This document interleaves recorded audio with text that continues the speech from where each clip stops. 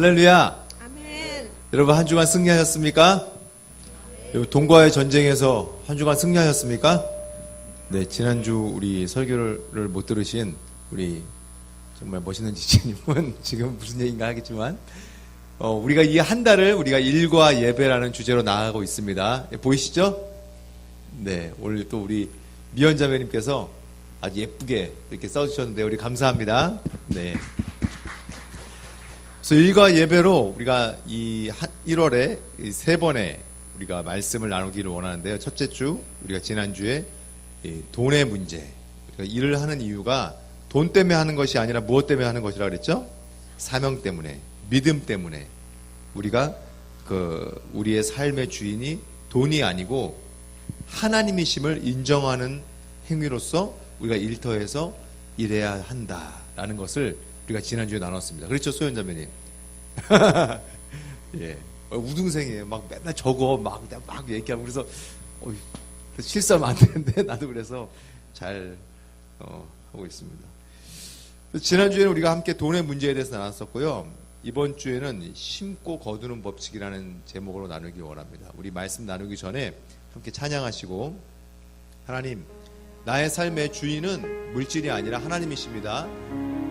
나의 모든 일터에서 일하고 나의 모든 일터에서 일하는 것들이 나의 수입, 수당, 어떤 이런 것 때문이 아니라 명예 이런 것 때문이 아니라 하나님의 하나님 되심을 이 땅 가운데 내가 고백하는 그런 행위가 되게 하여 주시옵소서. 나의 일터에서의 예배가 그런 예배가 될 수 있도록, 또 한 주간의 일터 가운데서 여러분 혹시 마음 가운데 눌림이 있고 자유함이 없었다면은 우리 찬양의 고백 가운데 우리 아픔을 다 아시고 나를 향한 그 하나님의 사랑을 우리 다시 한번 찬양하시고 이렇게 기도하며 나가기 원합니다. 주 사랑이 나를 숨쉬게, 주 사랑이 나를 숨쉬게 해. 세상 그 어떤 어려움 속에도 주 은혜로 나를 돌보시며 세상 끝날까지 지켜주시네. 주 사랑이 나를 이끄시네. 내가 갈 수 없는 그곳으로, 내가 갈 수 없는 그곳으로 주의 사랑 나를 붙드시며 세상 끝날까지 인도하십니다. 세상 끝날까지 인도하시네. 주님만이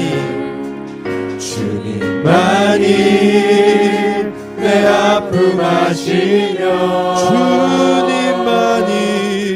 주님만이 내 맘 어루만지네. 어느 누구도 나를 향하시 주님의 사랑을 끊을 수 없네. 주님의 사랑을 끊을 수 없네. 주님만이 내 능력이시며 주님만이 나의 구원이시네. 어느 누구도 나를 향하시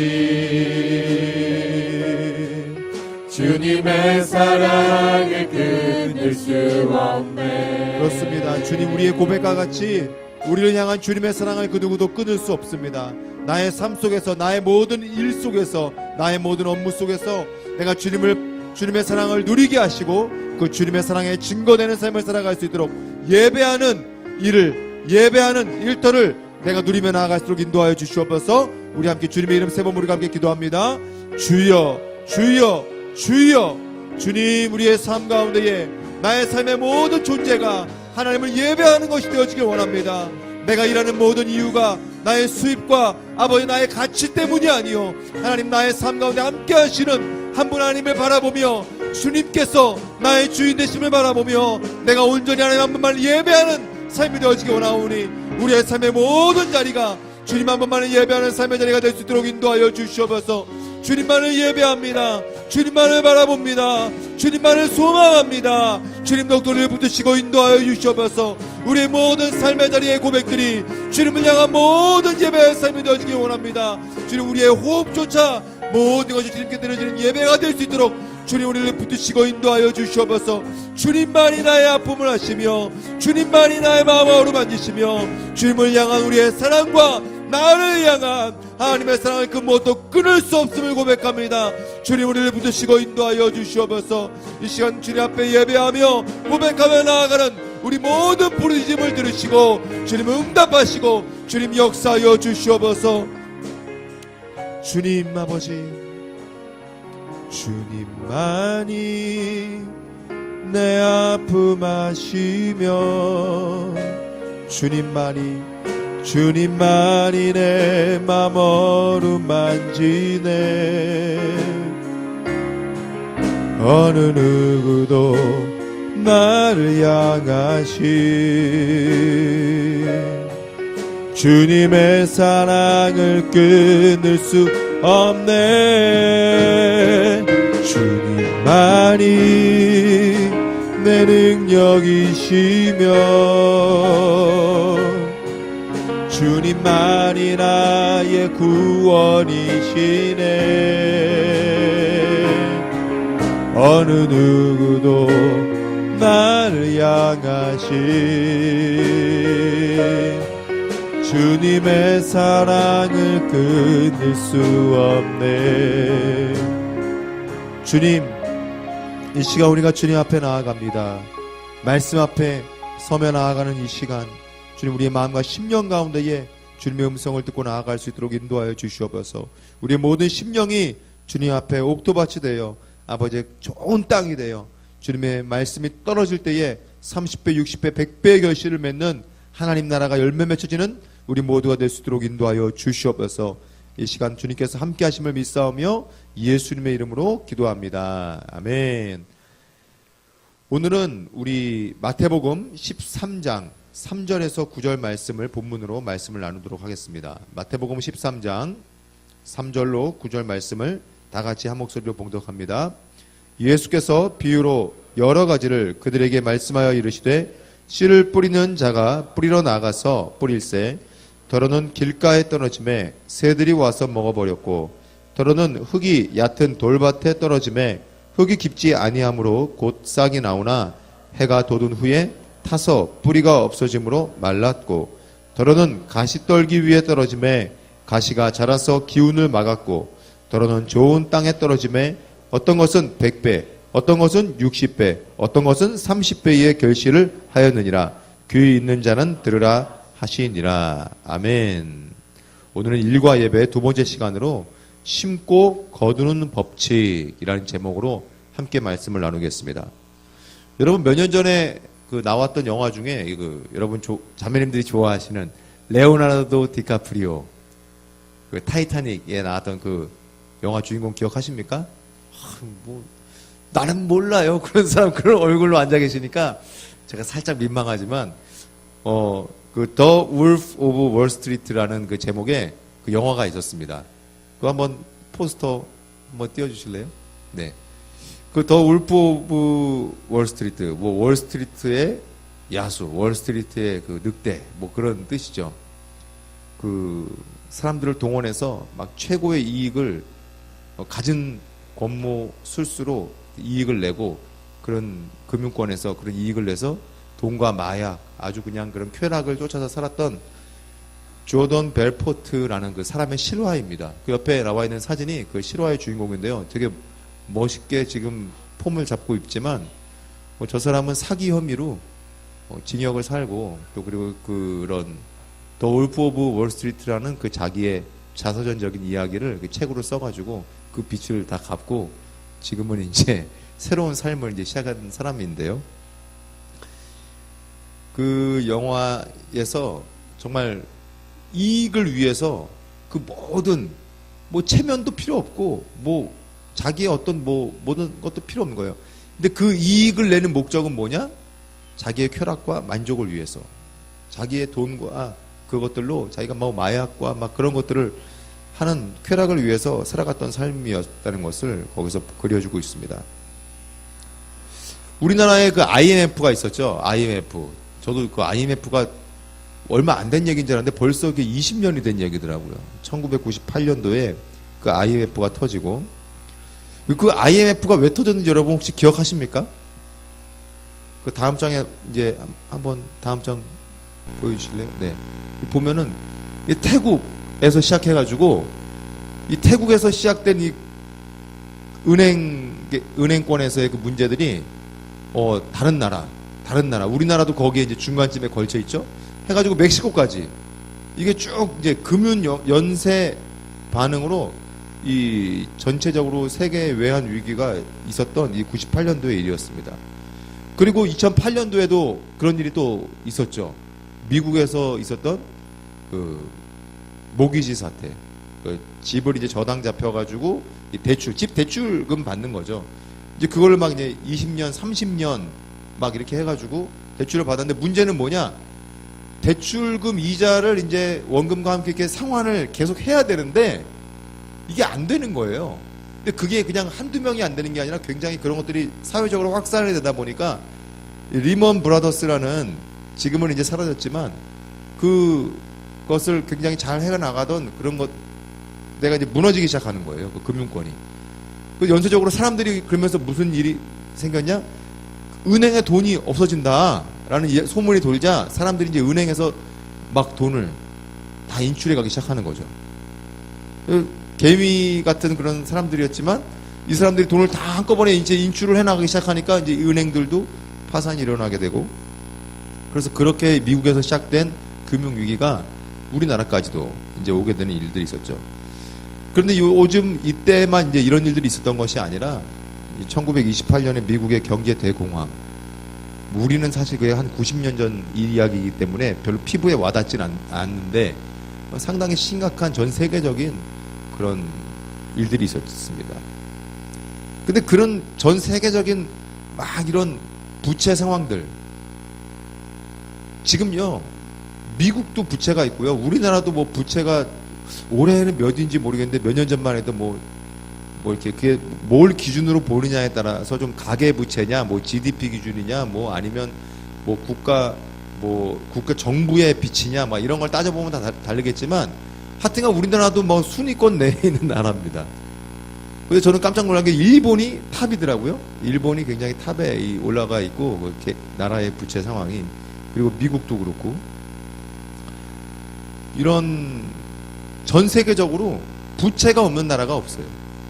근데 문제는 뭐냐? 아니 빚진 사람들은 있는데 빚쟁이가 없는 상황인 거예요. 지금 이 전 세계적으로 빚진 사람은 있는데 빚쟁이가 없다. 이게 말이 안 되잖아요. 그래서 지금 이런 거에 대해서 상당히 이 현재의 금융 제도에 대해서 사람들의 이제 불신이 점점 의혹들이, 왜냐하면 빚진 사람은 있는데 빚쟁이가 없어. 채권자가 없어요. 채권자가 빚쟁이인가요? 채무자가 이제 빚을 진 사람이죠. 예. 채권자가 없는 거예요. 전 세계적으로. 그러니까 이게 지금 상당히 현재 이 금융제도가 이 금권제도, 이 금이 1달러에 금이 얼마만큼이다라는, 아니면 1온스에 뭐 금이 1달러가 뭐 얼마다라는 그 기준이 상당히 이제 불신을 가지게 되면서 나오게 되는 지금 그 화폐가 뭐예요? 전자화폐. 이 비트코인이라는 것이 나왔잖아요. 근데 이 비트코인 때문에 지금 상당히 또 우리가 혼란을 겪고, 지금 사람들이 비트코인 열풍 속에서 더군다나 20대, 30대의 젊은 청년들과 대학생들이 카드로 긁어가지고 이 비트코인을 샀다가 지금 또 굉장히 어려운 상황에 지금 있죠. 사람들이 일을 하는 이유 무엇 때문이죠? 이 수입과 관련되지 않지는 않습니다. 예수님도 하나님도 일하지 말라, 일하지 않는 자는 먹지도 말라 그랬어요. 정말 이 일하는 것과 이 수입과 관련이 없는 것은 아닙니다. 근데 이런 모든 상황 가운데에서 우리는 신앙인으로서 우리의 삶이 이런 사회적인 금융제도와 이런 현실과 완전히 분리돼서 있다고 생각을 하면 안 돼요. 비트코인? 아니 뭐 다른 사람 얘기지 뭐. 내가 비트코인 안 하면 되는 거 아니야? 그렇지 않다는 거예요. 왜 이런 문제들이 이 사회에 일어나고 있고 왜 이런 것들이 왜 사람들이 열광을 하고 또 그리고 이런 일들로 인해서 이런 현상들이 나라에서는 왜 그것을 규제하기 시작하고 왜 이런 일들이 생기는 걸까라는 것을 우리는 잘 눈여겨보고 중보 기도를 하면서 영적으로 깨어서 그것들을 바라봐야 되는 거죠. 아니 뭐 나만 안 하고 뭐 나만 안 당하면 되는 거지. 이거는 그리스도인의 자세가 아니고 영적인 방관자가 되는 겁니다. 여기 혹시 비트코인 하시는 분 계세요? 예, 안 계시죠? 예. 주식도 위험하지만 이 비트코인 절대로 여러분 하시면 안 됩니다. 신앙생활은요, 교회 안에서만이 아닌 우리의 평소의 삶과 결코 무관하지 않아요. 교회 안에서만 신앙생활 한다면 그거는 바리새인이고 율법주의자가 되는 것이죠. 교회 밖에서 예수 그리스도와 함께 동행하며 살아가는 것, 그것이 여러분 신앙생활인 줄 믿습니다. 하나님께서 이 세상을 지으시면서 법칙들을 만드셨어요. 여러분 만유인력의 법칙 아시죠? 그 뉴턴이 사과나무 밑에 자다가 사과가 떨어져가지고 탁 그 깨닫게 된, 아니 실제로 그렇게 깨달았다는 건 아니고 굉장히 심각하게 저를 의혹의 눈으로 지금 바라보시는데, 어쨌든 모든 물건들은 이 지구의 인력의 법칙에 의해서 이렇게 끌어당기는 힘에 의해서 이렇게 오는 우주가 다 그렇게 지금 이렇게 움직이고 있다는 만유인력의 법칙. 하나님께서 만드신 법칙이죠. 또 시간이라는 그 법칙. 모든 것들은 이 시간의 테두리 안에 있죠. 시간이 지나면은 영원할 수가 없어요. 오늘 우리 어떤 지체님이 눈썹 문신을 하고 오셔가지고 저한테 아직 목사님 뭐 달라진 게 없어요? 막 이러셨는데 진짜 멋있어요. 저도 하고 싶은 충동을 좀 느꼈는데 눈썹이 좀 흐려가지고. 그런데 시간이 지나갈수록 우리 외모도 다 이렇게 늙어지는 것 같이 시간의 법칙을 거스르면서 사는 사람은 없어요. 그렇죠? 그런 존재는 없어요. 그런 물질 없어요. 플라스틱도 물론 뭐 몇십 년이 몇천 년이 걸린다 그러지만 다 썩어지고 다 사라지게 돼요. 모든 것들은 다 시간의 법칙에서 벗어나지 않습니다. 그 중에 하나님께서 만드신 모든 신앙인과 비신앙인 모두에게 거쳐지는 법칙 중에 하나가 뭐예요? 심고 거두는 법칙. 땅에 무엇을 심으면은 그 씨앗을 심으면 그것이 열매를 맺힌다는 거예요. 오늘 우리가 읽은 이 마태복음 13장 3절로 9절 말씀에 예수님께서는 심고 거두는 법칙에 대해서 말씀을 하고 계세요. 어디에 무엇을 심을 것이냐, 어디에 심을 것이냐, 무엇을 심을 것이냐에 따라서 어떤 목적을 가지고서 내가 어떤 씨앗을 심느냐에 따라서도 어떠한 결실이 분명히 맺히게 된다는 것입니다. 게으름을 심는 사람은 무엇이 돼요? 게으름을 심는 사람이 어디 있겠어요? 자기의 삶 가운데 게으름을 심고 싶은 사람이 어디 있겠어요? 근데 하나님이 주신 이 우주 만물이 돌아가는 법칙 중에 시간 속에서 하나님이 주어준 시간을 그냥 낭비하고 게으르게 살아갈 때 그 사람은 뭐예요? 자기의 인생의 밭에 게으름의 씨앗을 심고 그 게으름으로부터 결국 빈곤과 어려운 삶을 겪게 된다는 것이죠. 우리는 살아가면서 우리의 일터에서도 우리의 삶 속에서 이런 바로 심고 거두는 법칙 속에 살아가고 있습니다. 살아가면 내가 씨 뿌리며 살아가고 있는 곳은 어느 땅에다가 내가 지금 씨를 뿌리고 있느냐, 길가이냐 돌밭이냐 가시넝쿨이냐 아니면 좋은 밭에 뿌리고 있는가, 그리고 나는 또 무엇을 그 땅에 지금 심고 있는가. 오늘은 이 심고 거두는 법칙을 통해서 우리의 일터가 하나님께 영광이 되는 예배의 자리가 될 수 있도록 기를 주님의 이름으로 축원합니다. 첫째로, 나는 지금 무엇을 기대하며 씨를 뿌리느냐에 따라서 우리의 씨앗이 결정된다는 것입니다. 나는 무엇을 기대하며 지금 씨를 뿌리고 있는가. 여러분, 오늘 네 곳이 나와요. 씨를 뿌리는 곳이 네 곳이 나오죠. 첫 번째가 어디죠? 길가. 목적 없이 방황하는 세상의 흔들림의 유행에 따르는 사람이에요. 길가에 씨를 뿌리는 사람은. 여러분, 공부할 때 그런 말 하잖아요. 짧은 시간 이렇게 공부를 해도 집중력 있게 딱 그 공부를 해가지고 딱 그 요점이 뭔지 그걸 정리를 딱 해가지고 그걸 딱 암기하고 그걸 딱 이해하고 시험을 보면은 시험을 잘 보겠죠. 근데 저는 항상 이 공부를 참 열심히 했어요. 굉장히 저를 비웃으시는데 저는 진짜 모범생이었어요. 학교 다닐 때. 집, 학원, 독서실, 학교. 그러니까 잘 순서 잘못됐네. 집, 학교, 학원, 독서실, 집. 이 오중복음을 저는 계속 반복하면서 진짜 이 살았던 중고등학교였어요. 제가 다녔던 고등학교는 이 고3이 되면요 쇠창살이 있는 그 건물로 가요. 우리 거기 교도소라 그랬는데 방탈출을 하기 위해서 그래서 거기서 1년 동안 열심히 공부를 했는데 아침에 이제 7시까지 등교를 하면은 6시 50분이나 7시인가 그때까지 등교를 하면은 밤 10시까지 거기를 못 나와요. 그 쇠창살 문이 딱 잠겨요. 그때 이제 화재가 안 났던 게 얼마나 다행인지. 그때 몰래 그 안에서 담배 피는 애들도 있었는데 불이 한 번도 안 났어요. 불 났으면 우리 아마 다 난리 났을 거예요. 문을 잠가 놓으니까 학교에서 못 나가게. 그러니까 완전히 뭐 진짜 감옥이죠, 감옥. 아침 7시부터 밤 10시까지. 그렇게 막 그냥 공부를 시켰는데도 공부를 잘 못했지만 어쨌든 간에 저는 그 생활을 굉장히 반복을 하면서 살았는데 공부를 잘 못했어요. 결과가 별로 좋지는 않았어요. 근데 왜 그러냐? 어디에 집중을 하고 뭐가 요점인지를 잘 이걸 파악을 해야 되는데 그냥 무조건 책만 계속 보는 거예요. 보다가 요점이 뭔지도 모르니까 어떻게 해야 돼요? 재미가 없으니까 잠자고 뭐 이런 일들이 이제 반복이 되는 거죠. 길가에 씨를 뿌리는 사람은 어떤 사람이냐? 자기가 뭐 주관이 없는 거예요.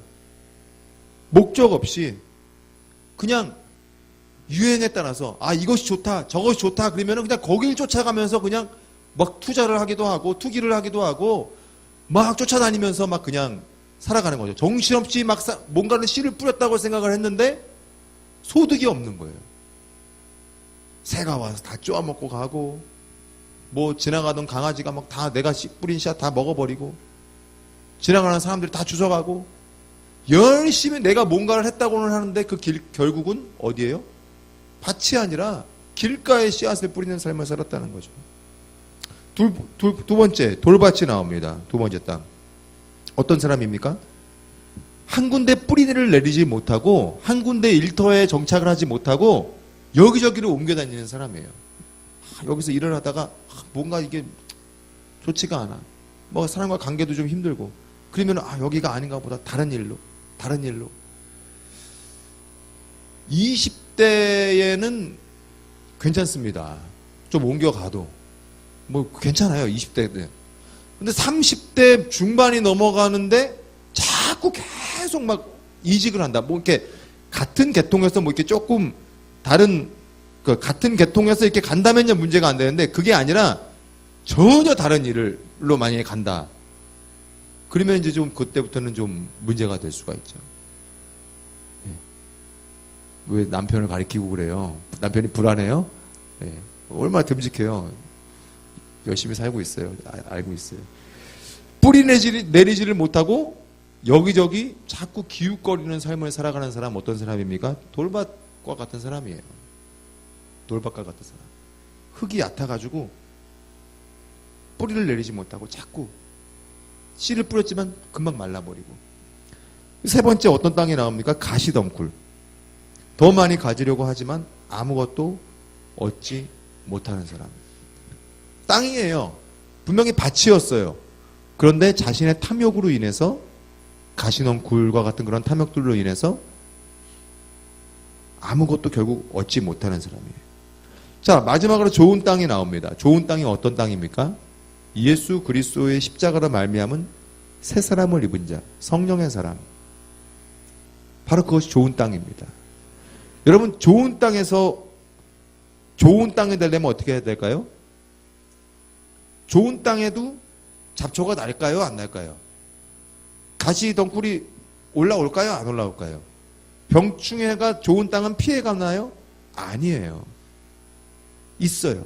근데 끊임없이 이런 것들을 제거하고 뿌리를 내리지 못하도록 그런 잡초들을 뽑아내고 하는, 또 병충해가 막 있을 때에 약을 치고 막 이런 것들을 해야 돼요? 근데 어떻게 해야 됩니까? 그런 것들을 하나님의 말씀으로 약을 치고 하나님의 말씀으로 반응하고 하나님의 말씀으로 땅을 다시 기경하고 하나님의 말씀으로 그 땅에서 돌이 나고 이럴 때에 그걸 뽑아내고 끊임없이 말씀으로 우리는 우리의 삶을 좋은 땅으로 기경해 나가야 되는 줄 믿습니다.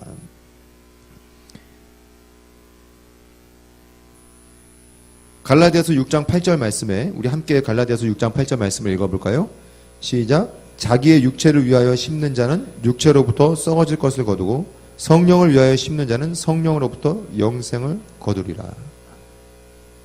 여러분, 우리는요, 우리의 삶 가운데에 영원한 것을 향한 씨뿌림이 있어야 됩니다. 그것이 무엇입니까? 말씀으로. 우리의 삶 가운데 말씀으로 여러분 씨를 뿌리시길 주님의 이름으로 축원합니다. 우리의 삶 가운데 두려움과 염려가 다가올 때에 그 두려움과 염려에 우리 시선을 빼앗기지 말고 그 두려움과 염려의 잡초들이 자라날 때마다 그것들을 말씀으로 뽑아내고 솎아내고 계속해서 살아계신 예수 그리스도의 그 말씀으로 여러분 우리의 삶 가운데에 씨를 뿌리며 나아가는 여러분과 제가 되기를 주님의 이름으로 축원합니다. 두 번째로 열매 맺게 하시는 분은 누구이십니까? 하나님이십니다. 하나님이십니다. 여러분, 탁월한 농부, 이런 말이 있을 수 있을까 모르겠는데 프로페셔널 같은 농부는 겸손합니다. 농사를 정말로 수십 년간 평생을 다 바쳐서 이 농사를 지으시는 분들은요, 추수가 끝날 때까지 이분들은 계속해서 정말 하늘과 이 기후와 이런 것들을 잘 보면서 끊임없이 겸손하게 이 땅을 일궈갑니다. 자기의 실력을 믿지 않아요. 자기의 어떤 새롭게 유행하는 농법이라든지 막 그런 것들에 대해서 물론 그런 것도 연구하고 그런 것들도 있을 수 있지만 그런 유행이라든지 이런 거에 민감하지 않아요. 탁월한 농부는요, 겸손해요.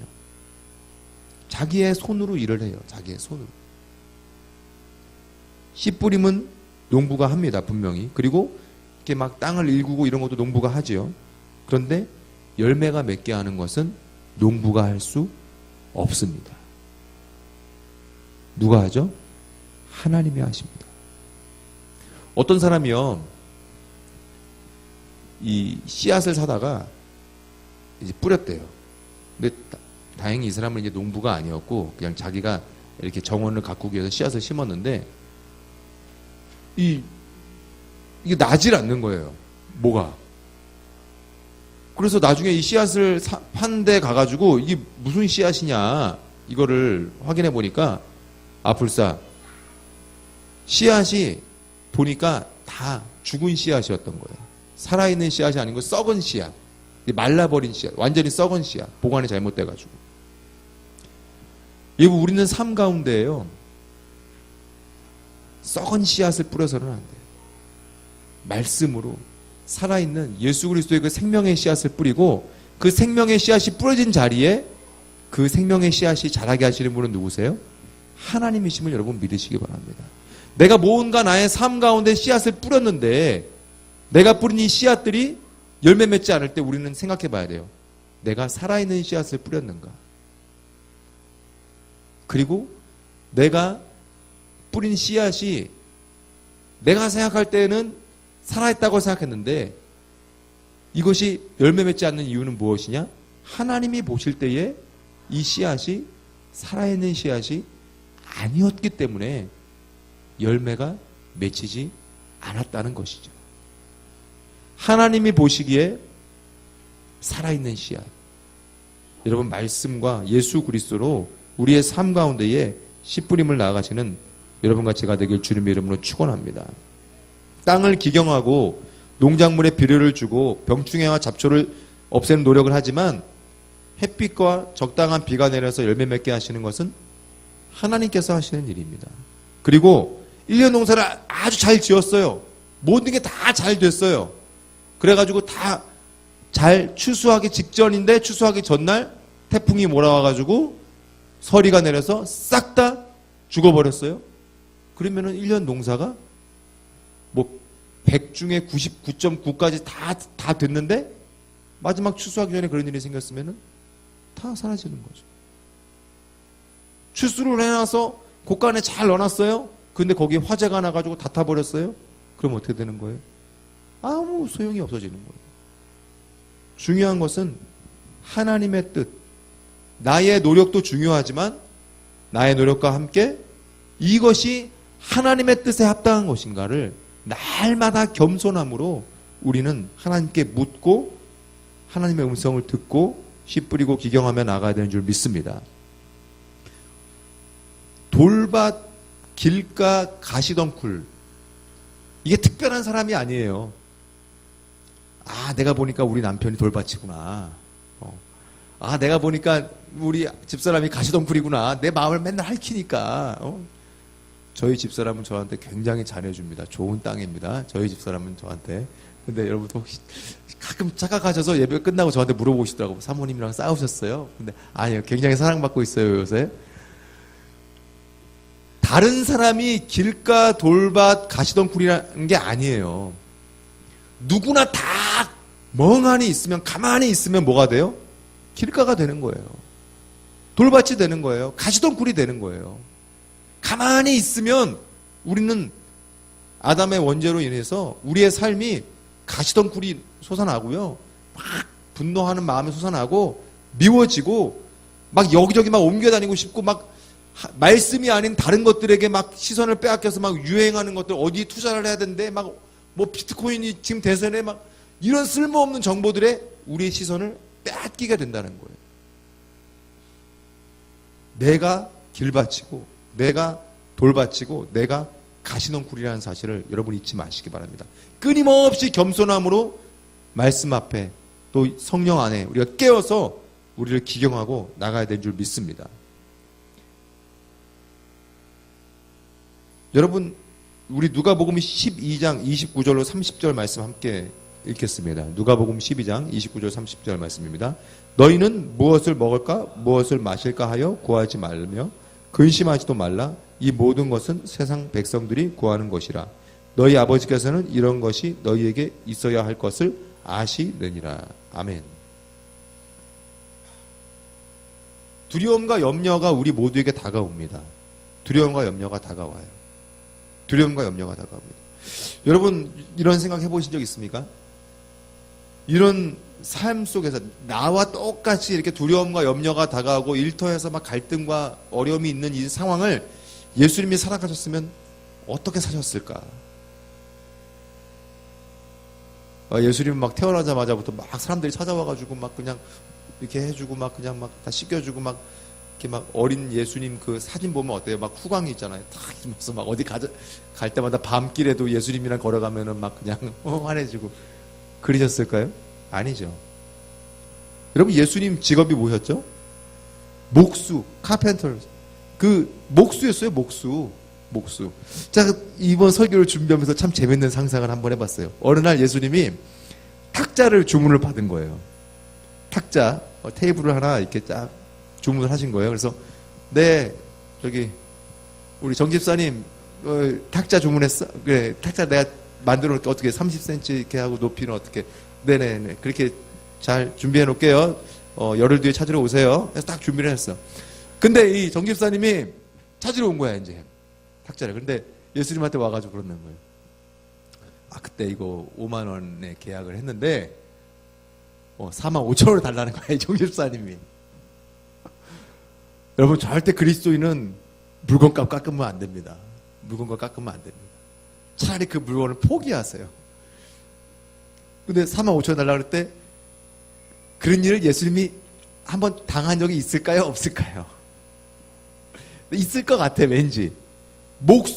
당시에 목수였다는 거는 뭐 어떤 대기업으로부터 뭐 하청을 받아서 주문을 받아가지고 그걸 딱 정확한 날짜에 입금을 받고 뭐 이런 제도가 아니고 뭐 그냥 이렇게 사회였기 때문에 뭐 그냥 옆에 집사람이 와가지고 주문하고 이러는 수준이었을 거라고요.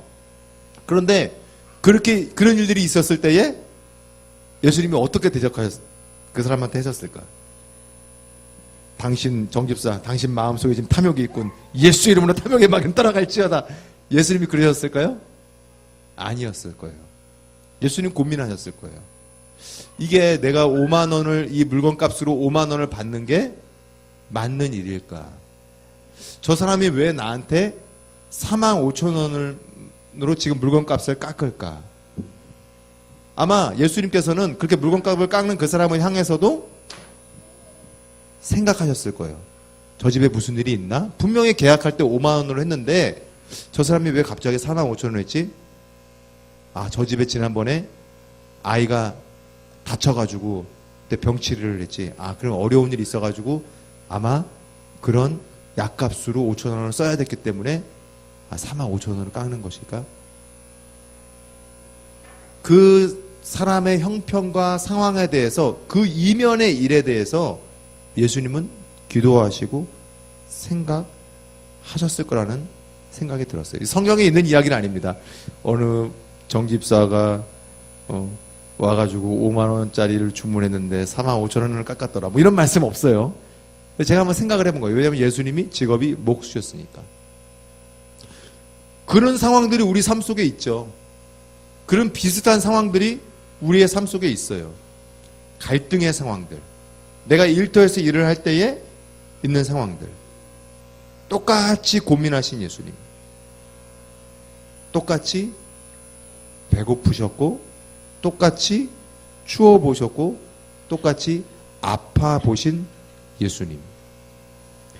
여러분, 우리는요, 이 예수님을 생각하면서 우리가 아프고, 우리가 결핍이 있고, 우리가 부족할 때에 그 자리로 여러분 예수님을, 목수이신 예수님, 사기당하신 예수님, 고통받고 물건값을 떼이신 예수님을 여러분 모셔드리시기 바랍니다. 주님은요, 우리의 일터에 자, 너 가서 이제 열심히 일해. 내가 축복해 줄게. 그리고서 다음 달 11조 나한테 가져와. 그런 분이 아니에요.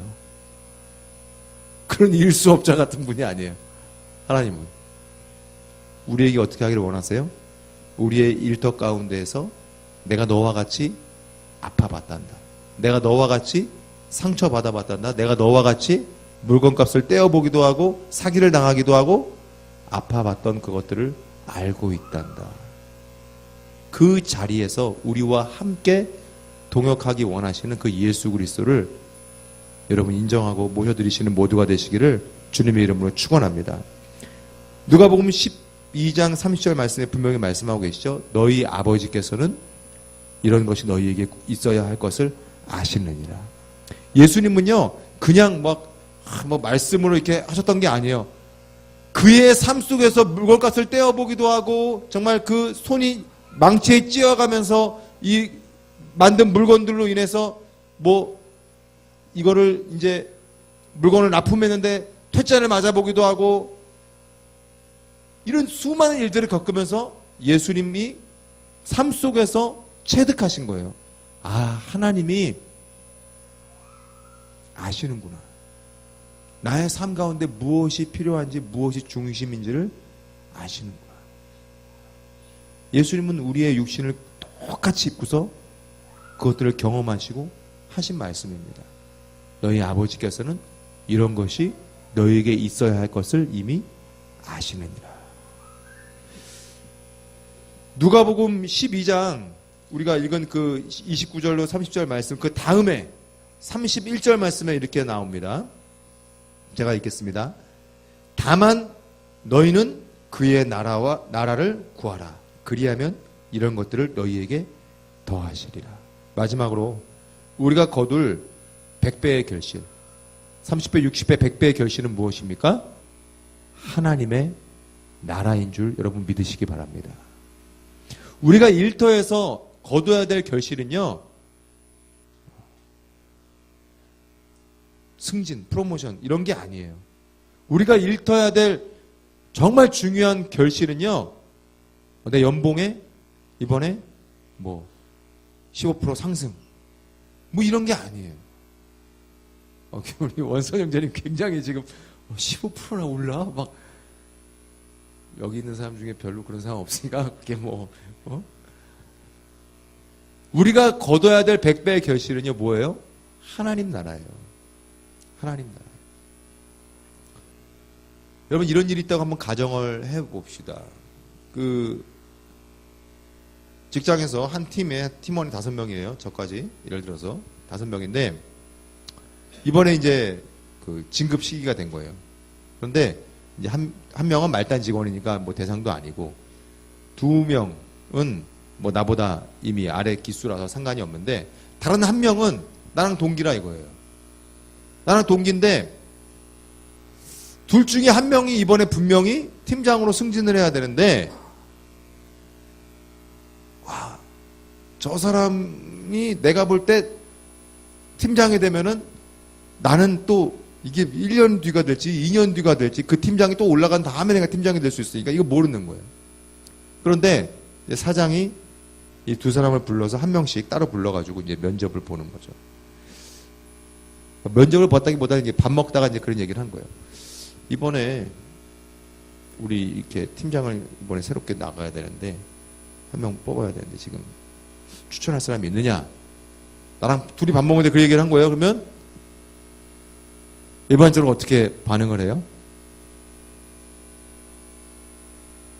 자기를 추천을 할 수 있도록 다른 사람들에게도 말을 해놓고 그렇게 해나가겠죠.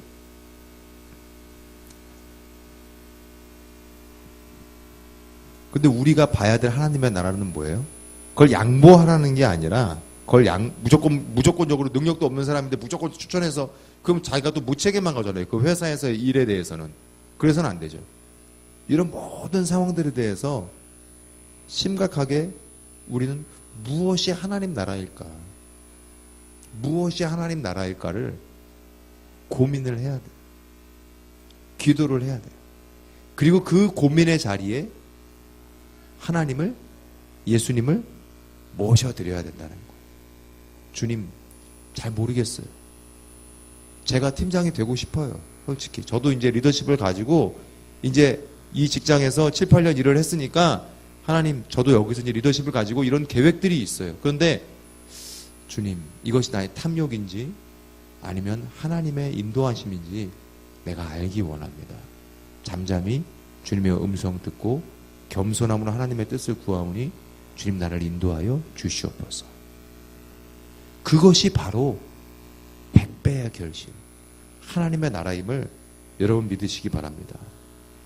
잠깐의 이윤과 작은 이익을 위한 거짓말, 그런 거짓말로 인해서 잠깐 잘 되는 것 같아 보이는 사람들이 있습니다. 그런데 중요한 것은 하나님의 추수의 날, 결산의 날, 그것을, 그 열매를 거둘 수 있게 하시는 분은요, 사람이 아니에요. 그 열매를 거둘 수 있게 하시는 분은 누구예요? 하나님이십니다. 조금 더뎌 보일 수 있고 조금 아닌 것 같아 보일 수 있지만 하나님의 그 결실의 때, 추수의 때에 거기에 대한 열매를 거둘 수 있게 하는 분은 사람이 아닌 여러분 하나님이심을 믿으시기를 주님의 이름으로 축원합니다. 세상은 끊임없이 우리에게 불안과 염려를 가지고 옵니다. 그런 불안과 염려들 때문에 IMF, 세계 금융위기 막 이런 상황들 속에서 주식 투자, 비트코인 막 이런 일들이 사람들로부터 막 지금 신드롬이 일어나고 있잖아요. 그런데 우리는 이러한 모든 염려를 하나님께 맡길 때에 하나님께서 하나님의 때에 하나님의 나라를 우리의 삶 가운데 거두게 하심을 여러분 믿으시기를 주님의 이름으로 축원합니다. 고린도후서 7장 10절 말씀입니다. 우리 함께 읽겠습니다. 하나님의 뜻대로 하는 근심은 후회할 것이 없는 구원에 이르게 하는 회개를 이루는 것이요 세상 근심은 사망을 이루는 것이니라. 아멘. 제가 한 장로님이 조경업을 하시는 분이셨어요.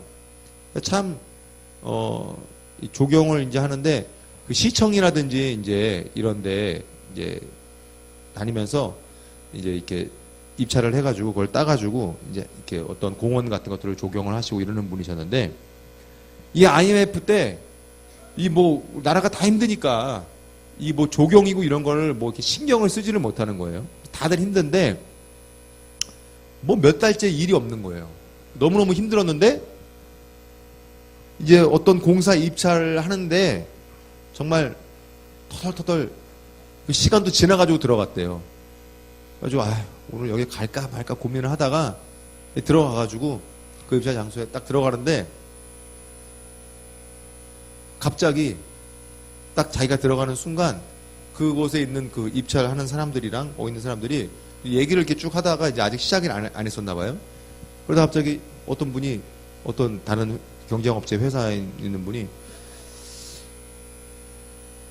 이 건은 우리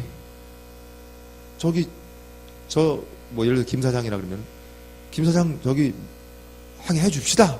누가 그러더라는 거예요. 갑자기. 그 사람들이 그냥 그래요. 그렇게 해요. 그러면서 그냥 입찰하러 왔던 사람들이 입찰을 안 하고 그냥 간 거예요. 거기 그래가지고 이분이 그 공사를 하게 된 거예요. 뭐 그렇게 막 또 큰 공사는 아니었다고는 하는데 그 당시에. 근데 제가 그 일을 통해서 깨닫게 된 것이 그 장로님 얘기가 나중에 간증을 제가 들었는데 듣게 된 게 참 이해할 수가 없다. 그렇게 입찰이 이루어지는 이거는 있을 수도 없는 일이고 또 다 힘들기 때문에 그 당시에 이룰 수도 없는 일인데 그 사람들이 어떻게 그것들을 다 포기하고 어떤 그런 분위기를 어떻게 되었는지 자기는 참 이해할 수가 없는데 하나 자기가 그 일을 통해서 깨닫게 된 거는 모든 일은 나의 계획과 사람들의 계획과 뜻이 아닌 하나님의 뜻대로 되는구나 라는 것을 깨닫게 됐다고 합니다. 우리는 알 수가 없어요. 어떤 일들이 진행될 때에 우리 지난주에 또 우리 한 자매님 또 간증을 제가 또 들었었는데 무슨 일이 있는 거예요. 근데 작년에 그 일들이 있었어야 되는데 그 일이 자꾸 이렇게 딜레이 되다가 올해 됐는데 거기에 대한 곳이 어떤 이득이 났는데 그 이득이 또 이제 쓰이는 곳이 분명하게 있었다는 거죠. 그 일들을 보면서 그 자매님이 그래요. 정말 하나님은 한치의 오차도 없이 정말 일하신다고. 우리의 삶 가운데에 우리가 그런 일들을 통해서 그 돈들로 인해서 삶에 뭐가 나아진 건 없어요. 그 장로님도 뭐 그랬다 그래서 그분이 거부가 되었더라. 그게 아니에요.